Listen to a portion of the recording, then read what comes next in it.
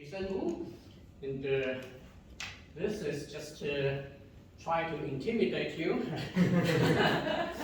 I will only talk about the first 9 of them. So the rest is for questions, in case you have questions. Okay, so don't worry about that. I think I can finish right on time. Okay, when I received the invitation from Rob, he said that we are going to have a deep discussion about system thinking. So I say, okay, I think it's time we change the concept from system thinking to system altering. So would you repeat with me, OTA? OTA, okay. Yeah. Okay, so Lao Tzu talks about the Tao, which is T-A-O. Now I kind of switch a little, twist a little bit. OTA means what? This is what I'm going to tell you. First, my observation is we have generally, I observed, 2 paths after being infected by PhD. Permanent head damage, which is the definition. And the first majority path that most of us in this conference has to go is that thing called the publish or perish path. So you all know you have to be very crazy about that, otherwise you perish. So you read tons of books and you write tons of papers and you publish tons of stuff there, and you get your salary, you get your grant, and hopefully you get a Nobel Prize. So that is the first majority path. Now, the path less traveled is the second one I call minority path. In this path, it is a practitioner path, action-oriented. You have to hands-on do your stuff.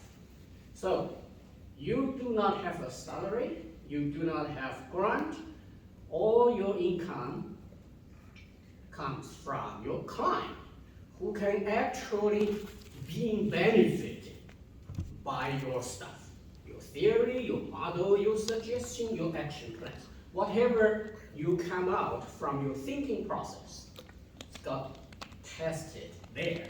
So that is the path I'm going to highlight for you today. And in terms of the system of thinking, I always have a doubt with the concept of thinking, because thinking can go wide, can go crazy, can go emotional. So I prefer another word, learning. Because learning, when we talk about learning, there's always have a learning outcome. Something you take home, like today. I wish that you would take home something, not only just the term OTA, but maybe a little bit more than that. So, 2 more new words to learn. There are 2 types for learning. The first one is called BRL, B-R-L. Can you pronounce that? BRL. The second one is O. Okay. BRL stands for book reading learning. It contains your fiction, contains your idealization of things, contains your vision, and but they are all not tested. But still you publish your paper and you got your tenure and blah blah blah. You can live in that we call ivory tower. Now, second kind of learning, is kind of ouch. It's after action learning. You go there, hands-on, do the stuff, and then you learn something. So it contains lessons and reflective thinking. What have I done wrong to end up in these unintended consequences? So, okay, here is another take-home. Doctor Who said, "Ow is much more important than bro." So that's my first gift. So this paper is totally paying attention or making a suggestion to a shift from concept of observer to OTA, or thinker to OTA. The reason I put observer here is because I came from cybernetics background, and these years my colleagues are obsessed by the concept of observer. They're promoting second order cybernetics, what is the second order? Observing system instead of a system being observed, blah, blah, blah, blah. Yeah, that's a good point, but I think my colleagues stay indulged there too long. So my suggestion is, okay, please forget about the term for observer. Let's use OTA. Now, use OTA, there is a lot of more benefit. OTA is defined as the trinity of observer, sorry, I should say observing here. Observing, thinking, actioning all together. So you should not give up the action part. OTA also not include, not just mean for individual like any one of you guys here, but OTA could mean groups. If you have a solid group with consensus, and it also means organizations. So organization as a whole can observe, can think collectively, and act, of course, collectively. So the benefit is obvious. If you use concept OTA, then you unify the seeing, dreaming, believing, all be checked by the last acting. So what your actually performance was that really matters.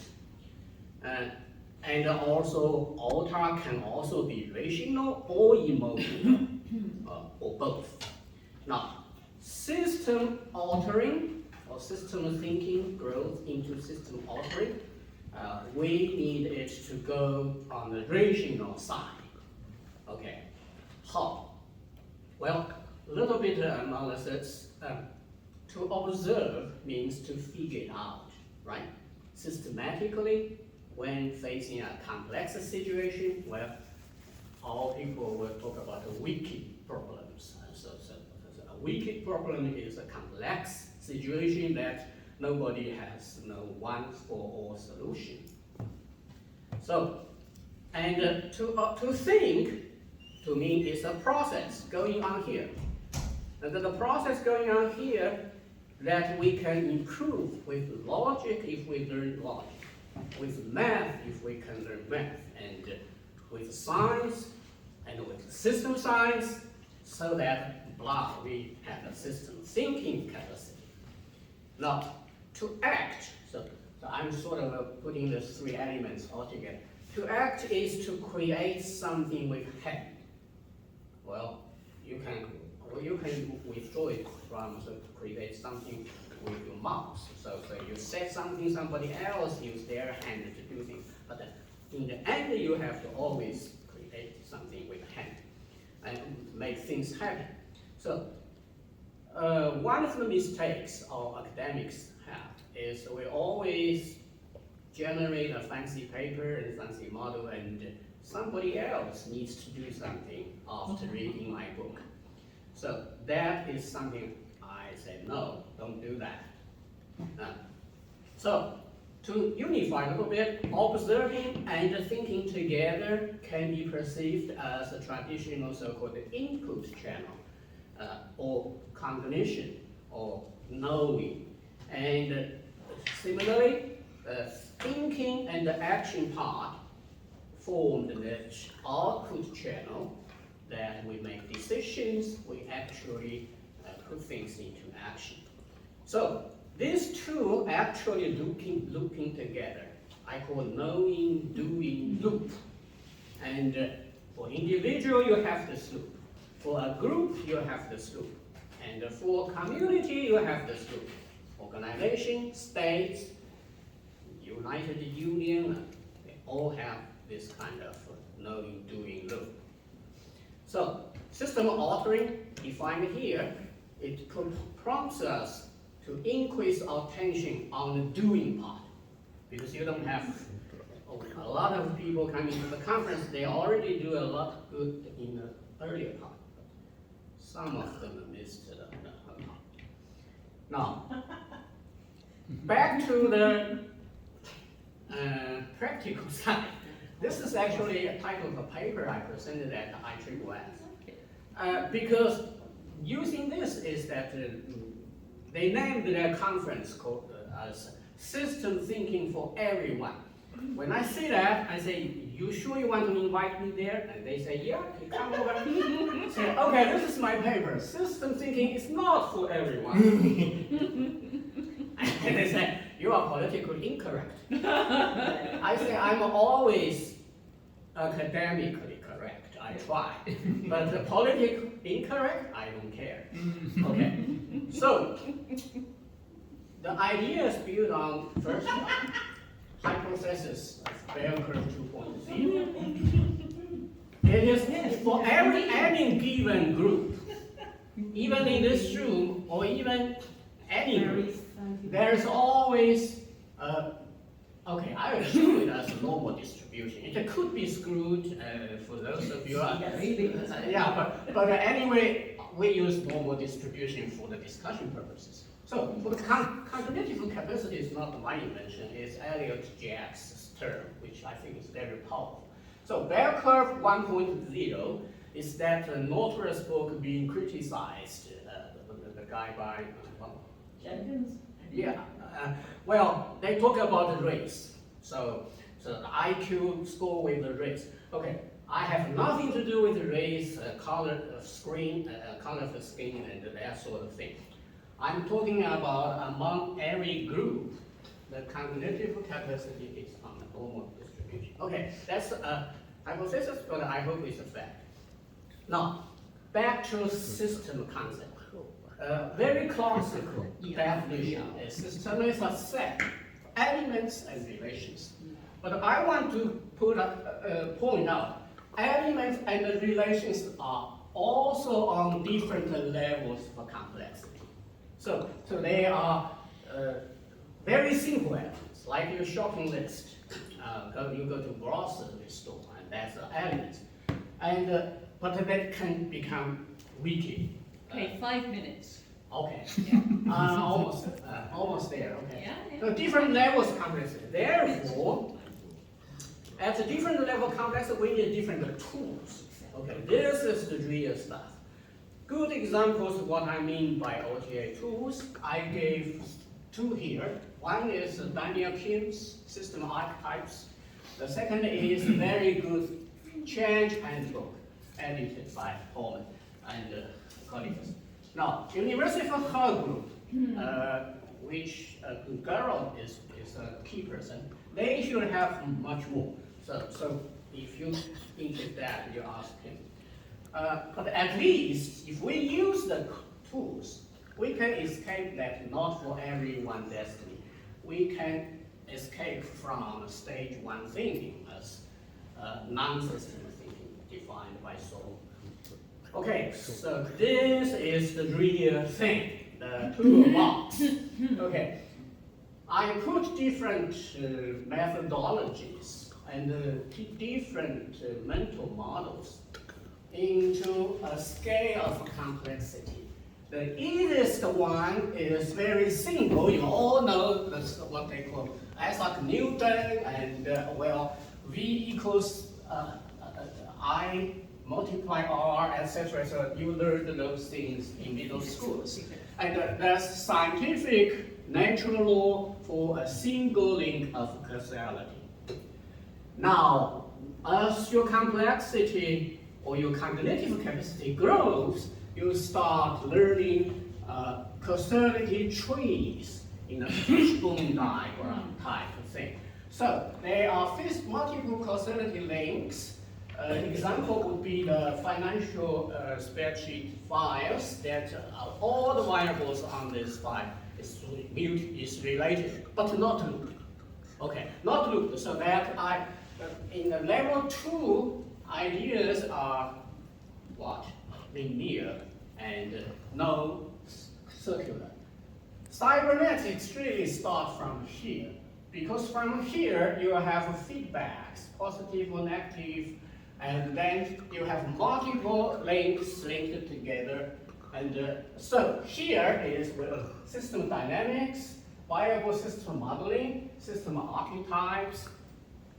They are all here. Okay. Above that, there are self-organization. You all heard the term, but I distinguish it from between single-step SO to multiple level SO and to multiple agent SO. The more you go here, the more complex the situation becomes. So here you have self-minding, that is the Hanson-Forst non-triviality concept comes in. Memory starts to emerge in your system. So history becomes an important element for your consideration, negative trauma, etc. Now, and then you have a self-guiding, you have a self-goal setting, you have a self-reflection. This is the take-home, my second gift for you. And this one is just an easy way. It's an easy way to remember it. You can hook them to your finger, and so immediately you say you have 10 different level of system tools. Yeah. So I'm running out of time. So this you can email me and you can have it. Now where is the next one? Oh, here. Now last slide. 4 types of visual science, and I emphasize action, but action by whom is a very important question. So you need to pay attention to who will be doing the work, and then lastly, and you pay attention to the consensus building processes. Now, there are issues. This is my last case. There are situations that you can never build consensus. Situation 4. There we need science 4.0. So science 1.0 is the science you're all very familiar with. Okay, it's natural laws. It's purely objective, possible, and then 2.0 is about participating in the process. So 6 stands for cognition, communication, conversation. And conversation is different than communication. And consensus building and coordination. Okay, so and that is what I mentioned that the change handbook guys focused on. So it's a lot of psychological work, social work, and organizational behavior work here, and that I call them science 2. Now, science 3 is purely game theory. It has been used in the situation that Nash equilibrium is the word of the time. Okay. Now, last one is that you have to autopower your rivals. I live, you die attitude. Yeah. But that's not zero sum, right? That's not. That is zero sum. That is here is not zero sum. But here, I live, you die, or we die together. Okay, we die together. What does Mr. Xi Jinping mean when he says when humanity has the same destiny? Yeah. He means actually here. So he's now prepared to attack Taiwan. That might be a good point to end on because your time's up. Yeah. Right. Yeah, that's it. I'm Tom from the mainland China. Okay. So this is the last page, and I do have this one. Questions? And thank you. Thank you. So do we have some questions? questions? Yeah. Can we go back to your fingers, please? Fingers. Show me your fingers. Dun, dun, dun, dun, dun. Lovely. That's it. So for those, Yeah. is the issue here then for managers that we only have managers only don't get past 2 fingers? Because they talk about Exactly. right, they're 2-finger managers, right? So, Yeah. Well, now one thing over finger pointing man. But 2 is, I think all of them reached 2 because every of them use they call the quality improvement fishbone. Everyone use a spreadsheet. Yeah. So my income is this and my bottom line is that. so my point is that they talk the language of purpose. Yeah, right. So they're in finger 8, right? And which you So they missed the middle or ones. number 9. That's complexity in your taxonomy, right? So Yeah. I've got a problem with number 3 because managers also talk the language of the business case, which has nothing to do with purpose. So all they're doing is checking cost benefit, right? So an example would be I could fly down to Bristol Airport or from Edinburgh, or I can come on the train. My values say come on the train. I don't want to burn fossil fuels. But it's cheaper to come on the train, plane, rather here. One is a value judgment, one's a values judgment. That's where purpose comes in. Finger 8, but it's 2 fingers to me. 2-finger problem. Yeah, then you can call that. I'm glad somebody already using the model. That's nice. But be alert that even this thing, okay, very hot electrical cars. Okay, everybody now have a Tesla. Question: how much pollution the Tesla battery will cost? Yes, somebody said Mining- that to me yesterday. You talking to somebody should talking about this.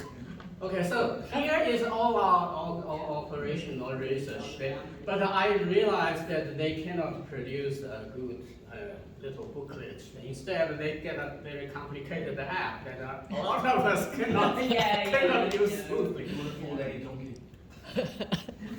Any other questions? Yes, this gentleman. Could you go Yeah, to then the, this one, and four- then we move on. 4 tiers of science, please. Oh, stands for- I live, you Four die. lines? I live, you die. The last, Oh, the last one. Last slide. Well, terrorist, right? Is I that- live, La- you die. Last one. Yeah, this one. There we go. No. Go back. Go back. Uh, Previous one. back, The back, back, table, back. yeah, the table. That's Yes, it. This, yes. Why do you put rivals there? Because C.S. Lewis, in Screwtape Letters, explained that the philosophy of hell is basically I live, you die, exclusion of each other, competition, and C.S. Lewis is trying to make the point that this is bad and we cannot live like that. So why rivals rather than colleagues? And why outpower You rather have than to collaborate? ask this question to leaders of terrorist organization, or you have to ask to leaders of a communist party. Okay. Both of them have a vision exclusively to wipe out people do not agree with them. Okay. For the terrorist leaders, their mentality or their logic is, okay, the world is only divided by, it's only 2 parts. It's the Islam part or the war zone. So their vision, I don't know how much of that vision are still living, but their vision is to convert everybody into Islam. If you come into Islam, okay, you're my brother. Okay, if you're not, or if you used to be an Islam but you changed into other, okay, a fatwa thing will kill you. So that is one thing. Communism says that the red flag needs to be everywhere. So they are going to take over you guys, take over US. Okay. I escaped from China 3 times. It's because they have that strong machine. So it's not a reason why, but it's the reality of our Earth. They are there. But you've spoken only about 2/3 of the world. There's another third. If you read Tom Holland's book Dominion, he's talking about the. He is an expert in Greece and Rome, and he was mystified as to where the concern for the poor and things like love and compassion come from, because they were not there in Greece and Rome.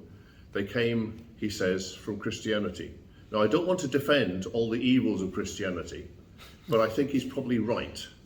So there's another third of the world. We're going to need to leave that there Yeah, and go to the leave that last there. We question. have 2 more Yeah, presenters here. lunchtime conversation. Good question. Yeah. And the one others came from Illo It's before. Well, it's and a quick question about the OTA. So you've got observing at the beginning, but then I think, sorry, I'll just jump onto my side. You described it as to observe, figure out systematically when facing a complex situation, and then you've got to think. Are you seeing these as distinct kind of things? Because to me, observing is perhaps not pre-conceptual, but it's kind of thinking in language, and it's looking directly. That is true. It's just for the convenience of thinking input up. Remember, I'm a cybernetics, so you have something coming in here, and you have something going on here, and you something push out there. So I sort of separated them time-wise. But you are right. When I do the observation, something from here is actually directing me. I would argue that it's potentially something co-arising. So it's because the brain is a simulation to some extent of what's out there. Exactly. So- That's why we need altering. So it's not something coming in and then going out. It's like a kind of a co-creation within space, potentially. That's a debate. That's Yeah. a debate topic because Einstein first says that everything else is irrelevant. I do not agree with that because everything else is really sending signals, and the thing is how you Yeah. do that Okay. signal. Let I'm me sending a explain it signal to you. now, folks. Thank you very much. I'm going to clap like that. Okay. The Greeks Now I'm didn't going to count try it. and